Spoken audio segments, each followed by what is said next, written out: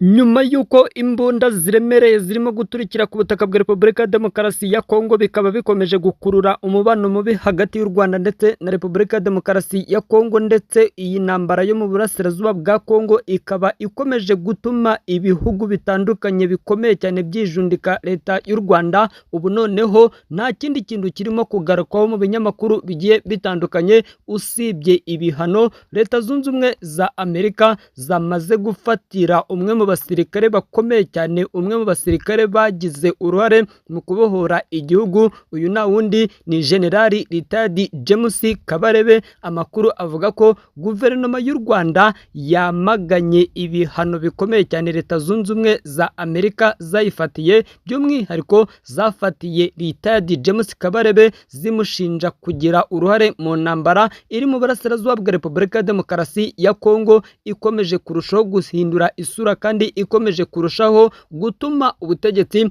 bwa Perezida Felix Antoine Tshisekedi kuri uyu wa kane itariki 20 z'ukwezi kwa kabiri umwaka w'ibihumbi 2025, Amerika yatangaje ko yafatiye ibihano Retired James Kabarebe ndetse na Lawrence Kanyuka, umuvugizi wa M23 mu ishami rya politike. Amerika ishinja General Retired Kabarebe usanzwe ari umunyamabanga wa leta muri Minisiteri ishinzwe ubutwererane, akaba na Minisitiri w'ububanyi n'amahanga nk'umuhuza hagati ya leta y'u Rwanda ndetse n'umutwe wa M23. Igihugu cya Leta Zunze Ubumwe za Amerika gifashe ibihano mu gihe urusaku rw'imbunda ziremereye, imbunda karabutaka zirimo guturikira mu bice bitandukanye, dore ko imirwano yamaze kuva muri Kivu y'Amajyaruguru ikaba yamaze no gufata muri Kivu y'Amajyepfo. Hari n'amakuru avuga ko mu minsi mikeya iyi ntambara iraza kuba igeze mu ntara ya Uvira, naho bivugwa ko izi nyeshyamba za M23 zishaka kuhataka zikajya kubohoza abanyamurenge bakomeje guhura n'akaga gakomeye cyane kubw'ubutegetsi bubi bumaze iminsi burangwa mu basirikare ba FARDC barimo kwica abanyamurenge uko bwije nuko bukeye, kuko hashize n'iminsi uwitwa Generali Makanika aguye ku rugamba. Amakuru avuga ko uyu Generali Makanika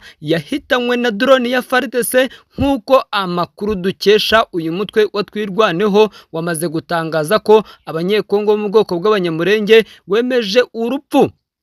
rwa Generali Rukunda Michel aka Makanika wari umuyobozi mukuru w'uyu mutwe. Uyu mutwe wemeje ko Makanika yishwe ku itariki 19 Gashyantare arashwe na drone yaturutse Ikisangani. Yagize ati ubu ubuyobozi bwatwirwaneho auto defense bababajwe no kumenyesha abanyamurenge bose, by'umwihariko abarwanashyaka batwirwaneho, inshuti, abavandimwe ba Generali Rukunda Michel Makanika waruzwi ku izina rya Makanika, yagize bamaze kuvuga ko ari intwari yabo yabashakiye uburenganzira bwabo. Iyi ntambara kandi irimo irumvikana mu bice bitandukanye ku butaka bwa Repubulika ya Demokarasi ya Kongo, ikomeje gutuma ibihugu bitandukanye bikomeje kurushaho kongera imbaraga mu gufatira ibihano u Rwanda.